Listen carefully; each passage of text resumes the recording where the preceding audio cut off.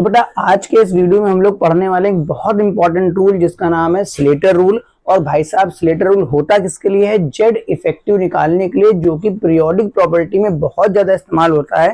चाहे तुम्हारा S block हो, चाहे पी ब्लॉक हो, चाहे डी ब्लॉक हो, भाई साहब जेड इफेक्टिव का रोल बहुत ज्यादा आता है। बहुत सारे बच्चों को जेड इफेक्टिव नहीं पता होता है, कंफ्यूजन होता है, सर जेड इफेक्टिव निकालते कहते हैं। जेई मेंस में स्लेटर रूल बहुत ज्यादा पूछा जाता है, उसका क्वेश्चंस भी आता है। तो आज हम लोग बात करेंगे, सबसे पहले देखेंगे हमारे पास जेड इफेक्टिव होता क्या है। ठीक है, जेड सबको पता होगा, जेड सबको पता होगा न्यूक्लियर चार्ज होता है, जेड सबको पता होगा न्यूक्लियर चार्ज होता है।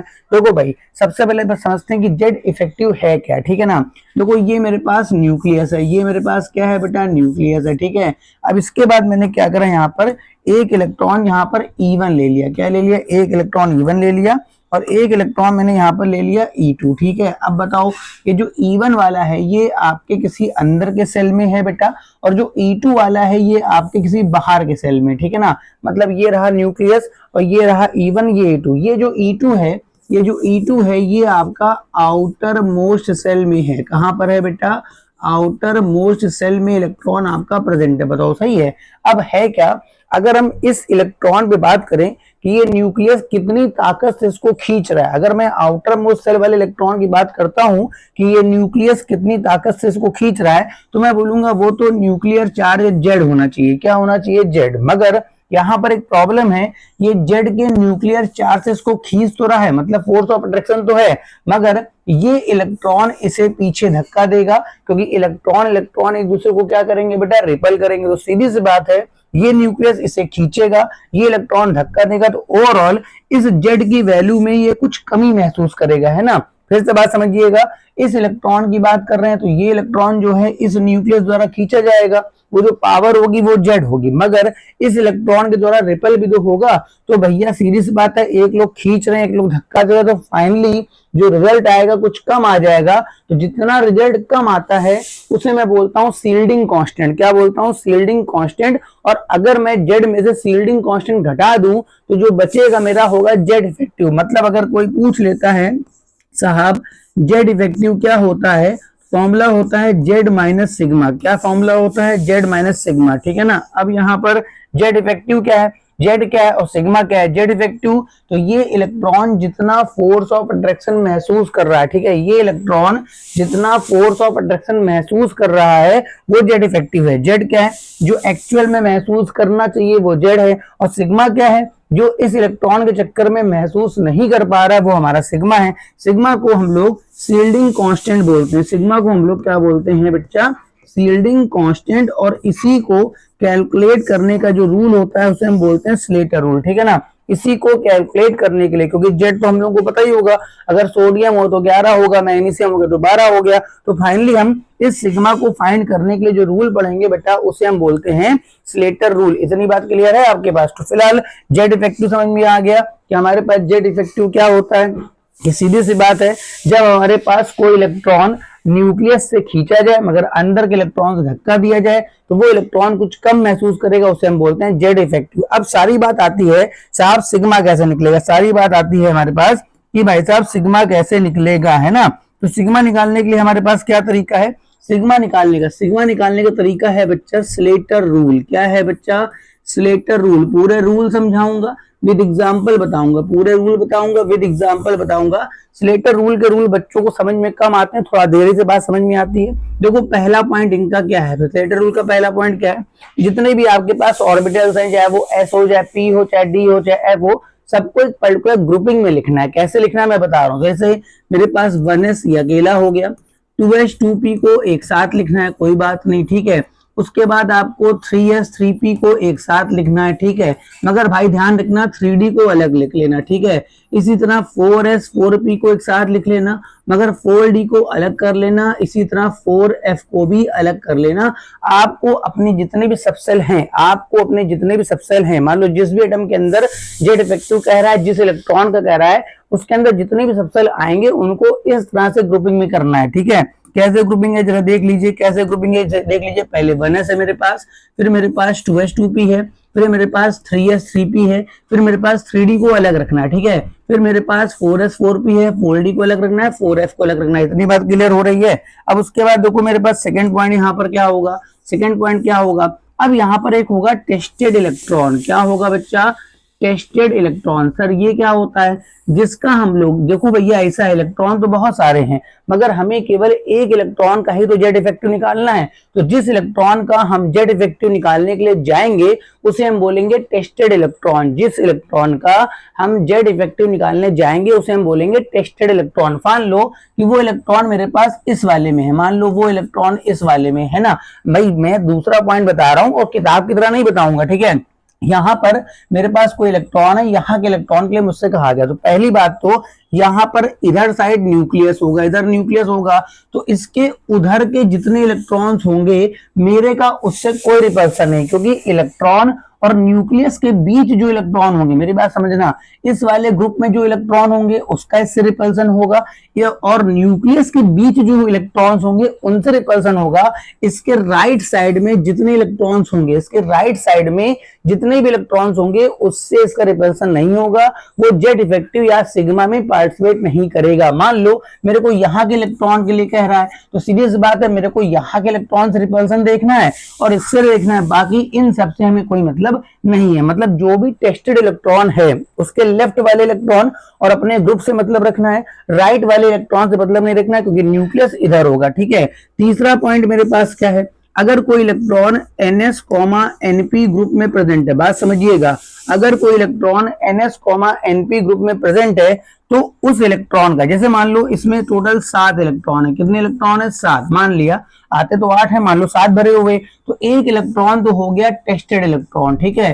तो बताओ जरा, अगर टोटल 7 इलेक्ट्रॉन है तो एक का रिपल्सन कितने से होगा, एक का रिपल्सन 7 से तो हो नहीं जाएगा, एक का रिपल्सन 6 से होगा, है ना। तो भैया एक इलेक्ट्रॉन तो हो गया टेस्टेड इलेक्ट्रॉन और बाकी वो 6 से रिपल्सन करेगा।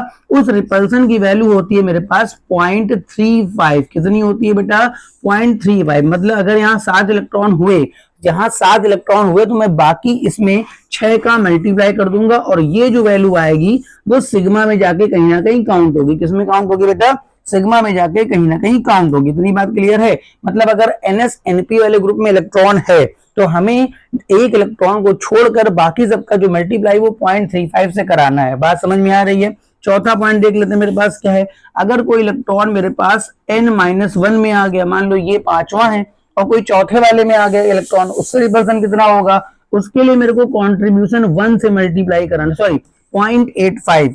यहां पर अगर इसके पहले इलेक्ट्रॉन होगा तो मेरे को 0.85 से मल्टीप्लाई कराना है। मतलब जो भी इलेक्ट्रॉन, मान लो टेस्टेड इलेक्ट्रॉन 5वें में है, कहां पर है, 5वें में, तो जो चौथे वाले के इलेक्ट्रॉन्स होंगे उन सबका जो रिपल्सन आएगा हमारे टेस्टेड वाले से, उन सबका मल्टीप्लाई कितने से होगा, 0.85 से होगा। इतनी बात समझ में आ रही है। 5वां रूल देख लो। इसके बाद जितने भी होंगे n-2 हो जाए चाहे बेटा n-3 हो जाए, उन सब के लिए कंट्रीब्यूशन 1 का होगा। मतलब हर एक इलेक्ट्रॉन के लिए 1 का मल्टीप्लाई कराएंगे। कितने का मल्टीप्लाई कराएंगे, 1 का। इतनी बात क्लियर है। पहला पॉइंट तो हमने ऐसे ग्रुपिंग कर ली। दूसरा पॉइंट, एक टेस्टेड इलेक्ट्रॉन होगा, उस इलेक्ट्रॉन का अपने खुद से कभी रिपल्सन नहीं होगा। अगर कोई इलेक्ट्रॉन ns, np वाले ग्रुप में है तो अपने इलेक्ट्रॉन को छोड़ के बाकी 6 से उसका जो रिपल्सन होगा, अपना ग्रुप कोई भी हो, चाहे 3d वाला हो चाहे 4f वाला हो। मान लो यहाँ पर 8 इलेक्ट्रॉन है, कितने हैं, मान लो 8, ठीक है। तो एक इलेक्ट्रॉन मान लो टेस्टेड वाला हो गया तो भैया 7 से जो मल्टीप्लाई होगा वो 0.35 वाले का होगा। हाँ, एक रूल यहाँ पर जो बच्चों को कम समझ में आता है, अगर कोई इलेक्ट्रॉन nd, nf वाले ग्रुप में आ गया, अगर कोई टेस्टेड इलेक्ट्रॉन, बात समझिएगा, अगर कोई टेस्टेड इलेक्ट्रॉन आपका nd, nf वाले ग्रुप में आता है तो यहाँ पे रूल चेंज होता है। यहाँ पे रूल ये होता है, इसके पहले जितने भी होंगे, हाँ इस वाले ग्रुप के लिए तो यही वाला रूल लगेगा 0.35, मगर इसके पहले जितने भी होंगे, चाहे वो n-1 हो, चाहे वो n-2 हो, चाहे वो n-3 हो, सबके लिए कंट्रीब्यूशन 1 का होगा। मेरे को सारे इलेक्ट्रॉन से मल्टीप्लाई 1 का कराना पड़ेगा। कितने का कराना पड़ेगा, 1 का। हाँ, अपने ग्रुप में जैसे मान लो मैंने कहा 3d7 है, 3d7 वाले के निकालने के लिए कहा गया, तो बताओ इसमें एक इलेक्ट्रॉन तो टेस्टेड हो गया, तो उस एक इलेक्ट्रॉन का रिपल्सन 6 से होगा। क्योंकि अपने ग्रुप वाले का रूल होता है 0.35, तो मैं 6 का मल्टीप्लाई करूंगा 0.35 और इसके पहले जितने भी इलेक्ट्रॉन्स होंगे सबका मल्टीप्लाई कराऊंगा 1 से। और एक लास्ट केस और देख लेते हैं। लास्ट केस मेरे पास क्या है ये देख लेते हैं। 7वां नंबर क्या है, अगर मेरे पास हीलियम का आइटम आ गया, अगर हीलियम में 2 इलेक्ट्रॉन होते हैं तो ये हो गया 1s2। देखो यहाँ इलेक्ट्रॉन तो 2 हैं, यहाँ इलेक्ट्रॉन तो 2 हैं, मगर रिपल्सन केवल एक से ही होगा, और उस रिपल्सन की वैल्यू केवल हीलियम के लिए एप्लीकेबल है।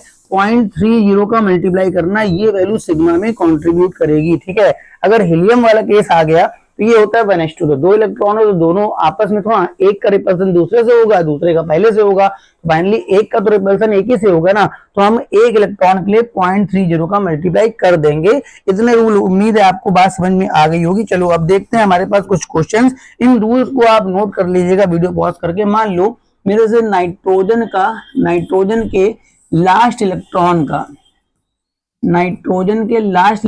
का जेड इफेक्टिव मेरे को पूछ रहा है। ठीक है, मेरे को नाइट्रोजन के लास्ट इलेक्ट्रॉन का पूछ रहा है जेड इफेक्टिव। तो पहले हम इसका इलेक्ट्रॉनिक कॉन्फ़िगरेशन ड्रा कर लेंगे। एन का 7 होता है, 7 का क्या हो गया मेरे पास, ये हो गया 1s2, फिर उसके बाद हो गया 2s2, उसके बाद हो गया 2p3। बताओ ये 7 का ड्रा कर लिया। अब पहले ग्रुपिंग करनी है। ग्रुपिंग कैसे करनी है, ये हो गया 1s2, ये ग्रुप में आएगा, और उसके बाद हो गया 2s2, 2p3। बताओ ये ग्रुप में आएगा। अच्छा, लास्ट इलेक्ट्रॉन तो इस वाले ग्रुप में आ गया, तो सिग्मा की वैल्यू में क्या क्या कंट्रीब्यूशन होगा बताइए। ये पर्टिकुलर ns, np वाला ग्रुप है, इसमें इलेक्ट्रॉन कितने हैं, 5 हैं, मगर एक का रिपल्सन 4 से होगा, और अपने ग्रुप के लिए मतलब 4 इंटू अपने ग्रुप के लिए पॉइंट में क्या करूंगा 3 5 का मल्टीप्लाई। ये तो इन 4 के लिए सिग्मा हो गया।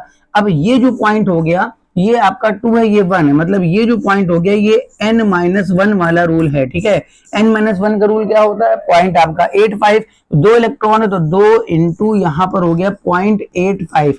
आप इसको सॉल्व करेंगे तो सिग्मा आ जाएगा। क्या आ जाएगा, सिग्मा। अब आपको निकालना है जेड इफेक्टिव निकालना है। जेड इफेक्टिव का फॉर्मूला क्या होता है, जेड माइनस सिग्मा।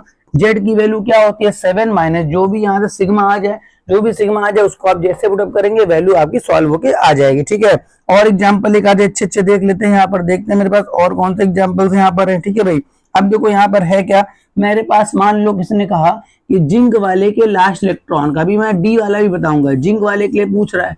चलो भाई, जिंक एक बड़ा एग्जाम्पल है, ये समझ में आ गया तो सारे आ जाएंगे। तो जिंक का 30 हो गया, तो ये अभी मैंने लास्ट इलेक्ट्रॉन का बोला है 1s2, 2s2, 2p6, 3s2, 3p6, 4s2, आपका 3d क्या हो गया 10। मगर मेरे को 3d पहले लिखना पड़ेगा, मतलब क्या, ये हो गया मेरे पास 1s2, उसके बाद हो गया 2s2, उसके बाद हो गया 2p6, उसके बाद हो गया 3s2, उसके बाद हो गया 3p6, उसके बाद 3d10 पहले और 4s2 मेरे को बाद में लिखना पड़ेगा। तो लास्ट इलेक्ट्रॉन हम लोग इसमें मानेंगे। अब जरा ग्रुपिंग कर लो। ग्रुपिंग में क्या हो गया मेरे पास 1s2 पहले ग्रुप में आ गया, दूसरे ग्रुप में क्या आ गया मेरे पास 2s2, 2p6 आ गया, तीसरे ग्रुप में मेरे पास क्या आ गया 3s2, 3p6 आ गया। इसके बाद 3d10 जो हो गया, 3d10 ये अलग ग्रुप में हो गया, और ये हो गया 4s2 अब यहाँ वाला। ठीक है, अब बताओ लास्ट इलेक्ट्रॉन इसमें है, यानी कि बताओ अगर लास्ट इलेक्ट्रॉन इसमें है तो यहाँ तो 2 इलेक्ट्रॉन है, तो एक इलेक्ट्रॉन का रिपल्सन अपने ग्रुप वाले से होगा, तो एक इलेक्ट्रॉन की वैल्यू का मल्टीप्लाई मैं 0.35 से कराऊंगा, प्लस कर दो। अब जरा मैं इन तीनों की बात करूं, बताओ ये n है, ये n-1 है, तो ये पूरा n-1 में कितने इलेक्ट्रॉन्स हैं, 18 है, पूरे n-1 में 18 है, तो 18 मल्टीप्लाई बाई आपका 0.85 कर दूंगा, प्लस इसके बाद ये जितने भी हैं ये सब n-2, n-3 सबके लिए वैल्यू 1 आती है। कितने भैया, 6 4 10, 10 यानी 10 इंटू कर लूंगा 1। आप जैसे इसे टोटल करेंगे तो आपका सिग्मा आ जाएगा। क्या आ जाएगा, सिग्मा। अब निकालना क्या है, जेड इफेक्टिव निकालना है। जेड इफेक्टिव का मतलब 30 हो गया माइनस सिग्मा, ये जो यहाँ से निकलेगा घटा दूंगा, आपका जेड इफेक्टिव आ जाएगा। इतनी बात क्लियर है। अब एक थोड़ा सा कॉम्प्लिकेटेड केस बता दूं, एक थोड़ा सा कठिन केस बता दूं जो बच्चे कर नहीं पाते हैं। अगर आपसे जिंक वाले केस का ही डी इलेक्ट्रॉन का जेड इफेक्टिव पूछ दे, किसका पूछ दे, डी इलेक्ट्रॉन का, तो बच्चे परेशान हो जाते हैं। फिलहाल मैं इसको ग्रुपिंग करके लिखूंगा। आपकी बात डी पूछ रहा है, डी वाले का पूछ रहा है, लास्ट का नहीं पूछ रहा है। देखो ग्रुपिंग कैसी होगी, पहले होगा 1s2, उसके बाद होगा बेटा 2s2, 2p2, 2p6, उसके बाद होगा 3s2, 3p6, उसके बाद ये होगा 3d10, उसके बाद होगा 4s2। तो पहले ये बताओ जब मुझसे डी वाले इलेक्ट्रॉन का कह रहा है, जब मुझसे डी वाले का कह रहा है तो उसके राइट साइड वालों का तो कोई मतलब है ही नहीं, राइट वालों का तो कोई कंट्रीब्यूशन होता ही नहीं है। अब बताओ डी में यहाँ इलेक्ट्रॉन कितने हैं 10, यानी एक का रिपल्सन 9 से होगा, वो भी अपने ग्रुप का है, तो 9 इलेक्ट्रॉन का मल्टीप्लाई होगा 0.35 के साथ। इतनी बात क्लियर है? ठीक, अब इसके बाद डी वाले का मैंने रूल लिखाया था, इसके पहले के जितने भी होंगे, इसके पहले के जितने भी होंगे बेटा, इसके पहले के जितने भी होंगे बेटा, सब में आप 1 का मल्टीप्लाई करा देंगे, सब में आप क्या कर देंगे बेटा 1 का मल्टीप्लाई करा देंगे। मतलब इस वाले ग्रुप का तो रूल वही है, ठीक है, इस वाले ग्रुप का भी रूल वही है, उसके अलावा जितने बचेंगे, ठीक है, उन सब में आपका मल्टीप्लाई 1 का होगा। मतलब कितने बचे 6 2 8 8 2 10 और 18, 18 इंटू बेटा क्या करूंगा 1। मतलब अपने ग्रुप वाले का तो रूल वही है, अपने ग्रुप वाले का तो रूल वही है, मगर इसके अलावा जो बचेंगे सब में आप 1 का मल्टीप्लाई कराएंगे, तो ये आपका सिग्मा आ गया। अब आपको जेड इफेक्टिव निकालना है, तो 30 में से आप इस वैल्यू को घटा देंगे तो आपका आंसर निकल के आ जाएगा। उम्मीद है आपको इस छोटे से लेक्चर में, उम्मीद है आपको इस छोटे से लेक्चर में मैंने बहुत कोशिश करी आपको जेड इफेक्टिव समझाने की और जेड इफेक्टिव निकालने के लिए, और सिग्मा के लिए बताया मैंने स्लेटर रूल। अगर लेक्चर पसंद आए तो चैनल को सब्सक्राइब कर लो। Thank you for watching.